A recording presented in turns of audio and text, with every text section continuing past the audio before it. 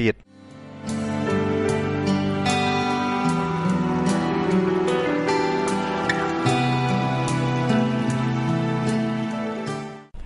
្នងការសង្គ្រោះនិងគ្រប់គ្រងគ្រោះមហន្តរាយបាននឹងកំពុងហ្វឹកហ្វឺនដល់បណ្ដាញគ្រឹះបរិស័ទកាត់បន្ថយគ្រោះមហន្តរាយចំនួន2ស្រុកគឺស្រុកប្រាសាទសម្បូរដែលក្រុមជំនុំ18ក្រុមជំនុំនិងស្រុកសណ្ដានមាន10ក្រុមជំនុំសរុបអ្នកចូលរួមមាន40នាក់ហើយមេរៀនដែលយើងបានបង្រៀនកន្លងមកមានដូចជា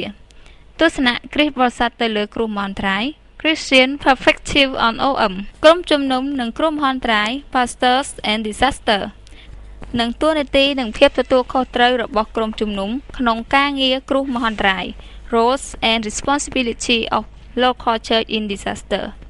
ជាលទ្ធផលក្រុមជំនុំចាប់ផ្ដើមយល់អំពីតួនាទីនិងភាពទទួលខុសត្រូវដែលក្រុមជំនុំគួរមាន